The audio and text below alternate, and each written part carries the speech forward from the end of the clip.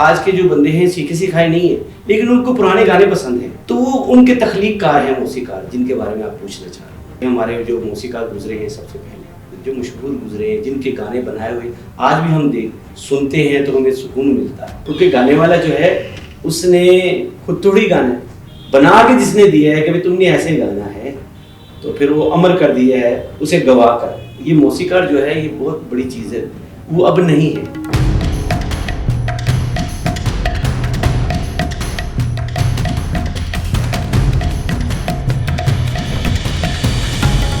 बिस्मिल्लाहिर्रहमानिर्रहीम, अस्सलाम वालेकुम। मैं हूं आपकी मेज़बान एनी बाजवा और आप देख रहे हैं प्रोग्राम विजन वाइब। अपने तमाम देखने वालों को खुशामदीद कहेंगे। कैसे हैं आप सब? उम्मीद है जहां जहां भी प्रोग्राम देख रहे होंगे खैरियत से होंगे।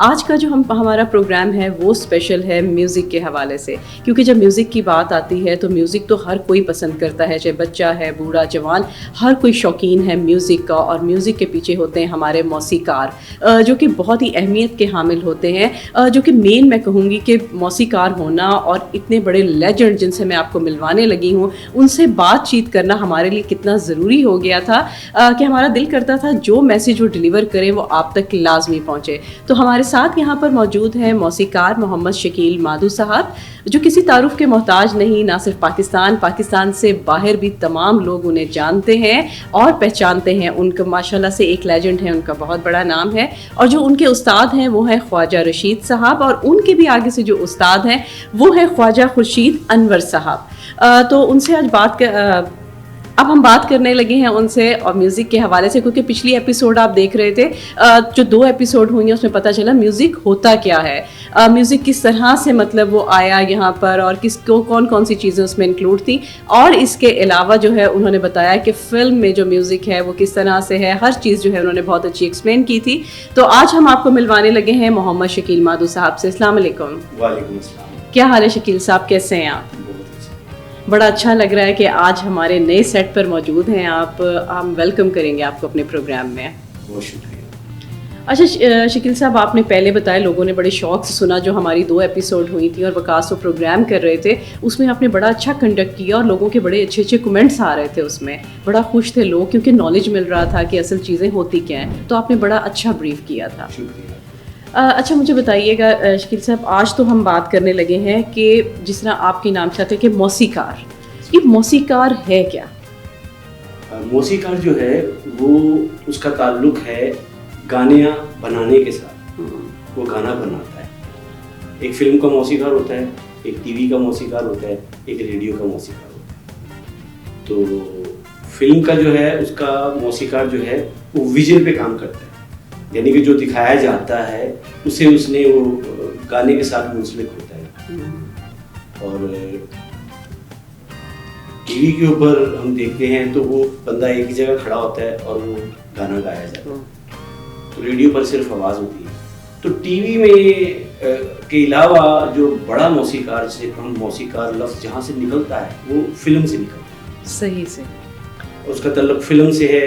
और फिल्म के वो 5 मिनट का गाना होता है, उस 5 मिनट के गाने में उसने एक स्टोरी बना के पेश करनी होती है। उस स्टोरी को जो फिल्माते हैं तो बेसिकली लिरिक्स जो होते हैं ना वो एक पूरी स्टोरी बता रहे होते हैं। सही ये जो तो 5 मिनट की फिल्म होती है ये सब। अच्छा, यानी कि तो जो ये क्रिएट जो करता है ना वो मौसीकार। ज़बरदस्त, यानी कि जो हम देख रहे होते हैं फिल्म में वो एकदम से जो सारा कुछ है वो आप लोग कर रहे होते हैं कि पता चल जाता है कि स्टोरी है क्या, इसका क्या थीम है, वो फिर बनाते हैं आप। जी, कुछ ऐसी भी बात है। कुछ ऐसा है कि जैसे कि एक स्टोरी चल रही है स्क्रिप्ट में, एक जगह ऐसा आ गया कि हीरो और मतलब हीरोइन आती है और उसे पहली लुक में देखता है। ये एक वो सिचुएशन जो है जिसे हम स्क्रिप्ट कहते हैं, उस सिचुएशन में अब फिर वो प्रोड्यूसर कहता है डायरेक्टर को, और डायरेक्टर प्रोड्यूसर मशवरा करता है कि यहाँ एक गाना रख लेते हैं। तो उस सिचुएशन को लेकर फिर म्यूजिक डायरेक्टर के पास जाते हैं। ये असल जो क्लियर इसका है। अच्छा। फिर वो क्या देखता है, फिर उसी लोकेशन के ऊपर, उसी तासुरात में, जज्बात में वो एक गाना लिखवाते हैं। तो पूरा एक गाना, तो वो जो 5 मिनट की स्टोरी होती है तो उसको मौसीकार जो है ना फिर वो एक धुन बनाता है, फिर दूसरे जितने भी हमारे इंस्ट्रूमेंट हैं उनको मिलाकर फिर वो एक ना एक गाने में एक जिंदगी भर देते हैं। तो इसको मौसीकार कहते हैं। ज़बरदस्त, आपने बहुत अच्छा मतलब ब्रीफ किया है कि कई लोग क्या मेजॉरिटी है तो वो उनको नहीं पता म्यूज़िक, जिस तरह आपने पहले ब्रीफ किया है, ये मौसीकार क्या है, बहुत अच्छा ब्रीफ किया, यानी कि हमें बिल्कुल से समझ आ गई है इसकी। अच्छा, मुझे ये बताइएगा शकील साहब, जो हमारे पुराने मतलब जितने भी माशाल्लाह लेजेंड मौसीकार रहे हैं उनके बारे में बताइएगा। देखिए जी, लेजेंड्स मौसीकार जो हैं वो आजकल तो लोगों को नहीं पता, जो इस जनरेशन जो न्यू है, अफसोस है लेकिन उन्हें नहीं पता। लेकिन हैरत होती है कि मैं अक्सर अब जब दोबारा मैं शोबिज़ में आया हूँ तो मैं ये देख रहा हूँ कि आज के जो बंदे हैं सीखे सिखाए नहीं है, लेकिन उनको पुराने गाने पसंद हैं, सुकून वहीं से मिलता है उनको। तो वो उनके तख्लीक़कार हैं मौसीकार, जिनके बारे में आप पूछना चाह रहे हैं। सही। तो उसमें हमें ये समझ आती है कि हमारे जो मौसीकार गुजरे हैं, सबसे पहले बड़े जो मशहूर गुजरे, बहुत मौसीकार गुजरे जो मशहूर गुजरे हैं, जिनके गाने बनाए हुए आज भी हम सुनते हैं तो हमें सुकून मिलता है।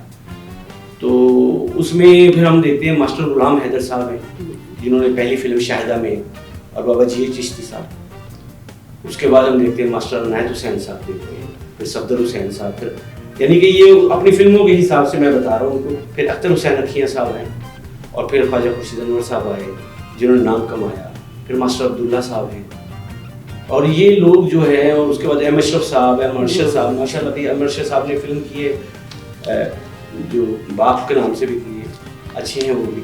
और फिर निसार बज़मी साहब, सुहेल राणा साहब, और बेशुमार ऐसे हमारे मौसीकार गुजरे हैं जिन्होंने गाने वालों को अमर कर दिया। क्योंकि गाने वाला जो है उसने खुद थोड़ी गाना बना के जिसने दिया है कि भाई तुमने ऐसे गाना है, तो फिर वो अमर कर दिया है उसे गवा कर। ये मौसीकार जो है ये बहुत बड़ी चीज़ है, वो अब नहीं है। शकील साहब बहुत अच्छा ब्रीफ किया। देखिए ना कि मौसीकार मतलब मेन तो मैं कहूँगी कि रोल ही वही है, फिर मतलब वो कॉन्सेप्ट लाना, लिखना, करना, सारी चीज़ें जो हैं। तो इसमें जो हमारी अब जैसे पहले के और अब में अब बड़ा डिफरेंस आ गया है। हम फिल्मों में देख रहे होते हैं कि पुरानी फिल्मों के गाने, जिस तरह आपने कहा पुराने ओल्ड इज़ गोल्ड है, तो वो अभी भी सुने तो हमें सुकून मिलता है। और अब जो है कि हम एक दफ़ा सुन लेंगे, 2 दफ़ा सुन लेंगे, उसके बाद तो सुना नहीं जाता। तो ये क्यों डिफरेंस आ गया? उसकी वजह है, आपने बहुत अच्छा सवाल किया। उसकी वजह ये है कि पहले हम सुर को देखते थे, सुर और लय, यानी इट मीन्स यानी कि सुर आवाज़ है और लय जो है वो एक रिदम है, जैसे कि आपकी नब्ज है। तो ये दो पोर्शन मिलते हैं, सुर मिलता है और लय मिलती है, फिर एक गाना क्रिएट होता है। तो पहले हम लोग देखते थे सुर को और लय उसके नीचे होती थी। अब ये मसला हो गया कि लय ऊपर आ गई है, सुर नीचे चला। जो कहा जाता है उसको नहीं ये लोग एंजॉय करते हैं, वो ना रिदम का एंजॉय करते हैं। और आजकल का गाना ये हाल हो गया है कि आपका, अगर आपने ये गाना आजकल के दौर का कोई सुना है तो अगर आपसे पूछा जाए कि ये गाने की शायरी क्या कहती है तो आप नहीं बता सके, क्योंकि उसकी शायरी में वजन नहीं है। अगर वजन है तो बयान करना जो है उनको सुरों में ढालने वाला के पास वजन नहीं है, क्योंकि वो मौसीकार नहीं है। इसलिए हमें चाहिए कि मौसीकार जो है वो अलग हो जाए और गुलकार अलग हो जाए। और इसको बाकायदा उस ज़माने में लोगों के पास एक मौसीकार के साथ 4 उसके असिस्टेंट होते। तो मेरे ये हम जो उस्ताद हैं ख्वाजा रशीद साहब, इन्होंने बाबा जी चिश्ती के साथ काम किया और ए हमीद साहब के साथ काम किया और ख्वाजा खुर्शीद अनवर साहब के साथ काम किया असिस्टेंट के तौर पर। फिर अपनी 2 फिल्में भी की, तो अब फिर वो छोड़ गए। लेकिन मेरी कोशिश है कि उनको दोबारा वापस लाया जाए, यानी कि दोबारा वापस आए और एक नए सिरे से आपके मंच के ऊपर उनको लाया जाए एक दफा, और उनसे फिर आप पूछें पुरानी बात। और वो उस दौर के हैं कि जब हमारा म्यूजिक जो है ना ये स्टार्ट होता है 1949 से और टिल ये 75 तक ना बहुत अच्छा रहता है। सही। उसके बाद फिर इसका जो है ना अंदाज, फिल्म का अंदाज भी मूड चेंज होता है और फिर म्यूजिक का भी अंदाज होते होते होते फिर ऐसा स्लम्प आता है कि भाई वो बैठ गया, आपको मौसीकी नहीं है, बिल्कुल ना फिल्म बन रही है ना म्यूजिक के ऊपर। तो तर्ज बनाना काम नहीं है, सिचुएशनल तर्ज बनाना काम। ज़बरदस्त। ये तो इसमें जो है आप क्या ज़रूरी समझते हैं कि किन चीज़ों को हमें फोकस करना चाहिए कि हम बड़े अच्छा मतलब इम्पैक्ट दे सकें अपनी मूवीज़ में, जैसे एज अ मौसीकार जो है आप क्या सजेस्ट करेंगे? इस तरह है कि ना स्क्रीन से 2 चीज़ें आती हैं। जब आप when you go to the cinema आप बैठे हैं वहाँ, तो आप देखते हैं कि स्क्रीन से 2 चीज़ें आती हैं। एक तस्वीर आती है, जो तस्वीर होती है यानी उसका एक डायरेक्टर है, एक आती है आवाज़, मौसीकी, बैकग्राउंड चल रहा है, उसका भी एक डायरेक्टर है। तो ये अलग दोनों बंदे जो हैं ये मिलकर आपको एक फिल्म दे रहे हैं। तो मौसीकार जो है हमारा पाकिस्तान में वो नहीं है, हमारे पास बदकिस्मती से मौसीकार नहीं है। अगर सब बोले नहीं ये आप झूठ बोल रहे हो, तो रिजल्ट तो आपके सामने है। अभी 10 साल से कोई गाना नहीं हिट हो रहा है किसी फिल्म का। तो इसलिए है कि हम इन पर तवज्जो करेंगे ना, जब तक तवज्जो नहीं करेंगे अपनी म्यूजिक के ऊपर द फिल्म वाले तवज्जो नहीं करेंगे, गुलकार का एक निज़ाम जो बन रहा है, जो आ रहे हैं बाहर, उनको एक राह नहीं दिखाएंगे, how to be a playback singer, ये चीज़ें टेक्निक्स जब तक बताएंगे नहीं, उस वक्त तक कुछ नहीं होगा। उस्ताद जो हैं वो भी मुलव्वस हैं और शागिर्द भी मुलव्वस हैं आज के दौर में। इसीलिए जो है हमें निखर के कोई चीज़ सामने नहीं आ रही, जैसे पहले एक निखार होता था हर चीज़ में, वो चीज़ नहीं आ रही है। तो उसके लिए ये है कि फिर तो हमारी क्लासेस होनी और हमारी कुछ ऐसी वर्कशॉप्स होनी बहुत ज़रूरी है। फिर तो ऐसा है कि इंडिया में ना, यानी कि म्यूजिक के ऊपर बात होती है ना, हम पाकिस्तानी एक ज़हन में एक बात बताते हैं एक दूसरे को, यार उनके मज़हब में शामिल है मौसीकी, इसलिए ना वो इसको अच्छा करते हैं और हमारे मज़हब में शामिल नहीं है, तो दैट्स वाई। तो मैं सोच रहा हूँ कि वो अपने आप को ना बहला रहा है ये बंदा जो कह रहा है। अगर वो अपने मौसीकी यानी कि अगर वही राग है, मतलब राग एमन है, उसमें वो अपनी मद्दाह पढ़ रहे हैं और उसी में हम नात पढ़ रहे हैं, कवालियाँ पढ़ रहे हैं, नात पढ़ रहे हैं, हमदें पढ़ रहे हैं अल्लाह की, तो हम भी वही हैं जहाँ वो है। तो आप ये क्या कह रहे हैं? इस तरह हमारा भी मजहब जो है वो मजहबी काम है। तारीफ आजकल सुर के बगैर कहीं हो सकती है? नहीं। और जितने भी हमारे ये नात खान हजरात जो हैं, वो उन्होंने जितने भी पुराने दौर के गाने जो आप कह रही बहुत अच्छे लगते हैं, उनके ऊपर नाते बना दी हैं और मुआशरे का बहुत बदनाम हो गया है। शकील साहब, मैं ये बात करने ही लगी थी, आप यकीन करें कि इस रमज़ान में तो एंड कर दिया है, सारे गानों की तर्ज और डफ बज रही है, म्यूज़िक बज रहा है और वो नात के तौर पे वो ले आए सामने, तो सरासर ज़्यादती है। ये नात एक क्वेश्चन था जो हमारा पाकिस्तान रेडियो और पीटीवी जो थे उसे बहुत अच्छे तरीके से पेश करते थे। बाद में ये क्वेश्चन जो है, ये अब जो नात पढ़ी जा रही है वो ना गीत लगती है, ना नात लगती है, ना कवाली लगती है, ना काफी लगती है, वो बीच का ही कोई मसला है। हर बंदा उठ के वो तर्ज उसे मिल जाती है, मेलोडी है पुरानी, उसको सुनता है, उसकी उसी के मीटर के ऊपर शायरी करता है जो उसके जहन में आता है और वो बाहर आ जाती है। आप अभी मुझे सारे कह रहे थे कि ईंट उठाओ तो नीचे से मौसीकार निकलता है ना। बिल्कुल सही कहा आपने। और कोई कॉन्सेप्ट नहीं है, कोई चीज़ नहीं है भाई, नात है, आप लोगों ने सुन रहे हैं, हम सब, मतलब एक कॉन्सेप्ट ही हमारा कुछ और है। नात सुनते हुए एक अलहदा सा सुरूर होता है और थोड़ी देर के लगता है कि आप हट गए हैं दुनिया से, और अब लगता है कि आप दुनिया में पढ़ें कि म्यूज़िक चल रहा है आपके दिमाग में, ऐसे ही हो रहा होता है सारा। बिल्कुल सही कहा आपने। पहले ना रेडियो टीवी पे ना मौसीकार होते थे जो नाते तख्लीक करते थे, वहाँ मौसीकार थे, यानी कि आपको पता चल गया कि वहाँ भी मौसीकार थे। तो यानी बिहाइंड द सीन अगर आप देखेंगे तो मौसीकार ही नजर आएगा। बिल्कुल ऐसे ही है। अच्छा शकील साहब, मुझे ये बताइएगा, लिटरेचर के हवाले से बात करेंगे कि लिटरेचर जो है वो कितना ज़रूरी है हमारे लिए। देखिए जी, हर काम में शोबिस में हम अपनी शोबिस की बात करते हैं, फनून में लतीफ़ा पे। मेरा ख्याल है कोई शख्स अगर कोई काम करता है जी, उसे चाहता है कि मैं कुछ करूँ, गेन करूँ इसमें, तो मेरा ख्याल उसका लिटरेचर पढ़ के हुआ है। आइदर वो एक एक्टर है, चाहे वो सदाकार है, चाहे वो फनकार है, कोई डांसर है, कुछ भी है, उसका लिटरेचर पढ़कर है। टैलेंट तो होता है, when talent meets the literature, उसके बाद फिर वो बंदा जो है ना बाहर आता है।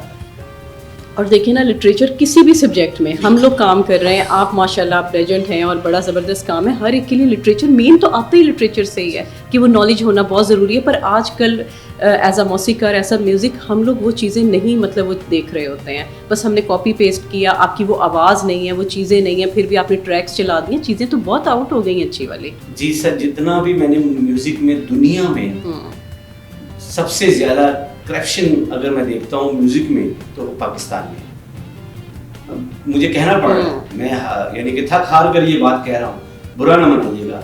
और यहाँ कोई गाने वाला जिसको जो समझ आ रही है वो गाता जा रहा है, जिसको जो समझ आ रही है वो कहता जा रहा है, और इसको पता नहीं क्या ऐसी चीज़ बना दी है कोई जो समझ से बाहर है। हालांकि ऐसा नहीं है, ये एक इल्म है, इस इल्म को बताया जा सकता है टैलेंटेड लोगों को, उनको एक जगह पे बैठा के बताया जा सकता है। और सबसे बड़ा इसका है कि प्लेबैक सिंगर, हर बंदा प्लेबैक सिंगर बनना चाहता है, तो क्योंकि क्यों नहीं वो है ऐसा मामला, तो एक तरीकाकार है। अगर तरीकाकार सीख कर आएंगे तो अगर बंदा बोलेगा कि नहीं मुझे सीखना नहीं है किसी चीज़ को, तो फिर तो कुछ नहीं हो सकता।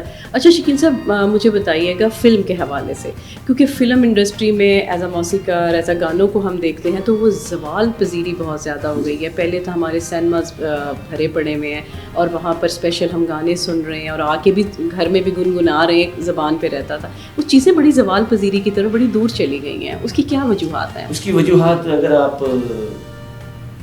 मैं आपको उसकी असल वजूहात बता देता हूँ।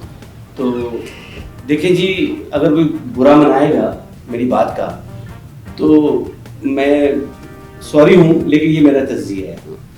इस तरह है कि स्क्रिप्ट ही सब कुछ होता है। फिल्म में स्क्रिप्ट जो है ना, उसी के ऊपर सब कुछ पैसा लगता है, सारा कुछ उसी में लगता है। अच्छा, अब स्क्रिप्ट जब है ना वो कहानी पे बेस करता है। अब वो जो कहानी होती है वो एक खास तबके की होती है, मुआशरे में से ली जाती है। सही।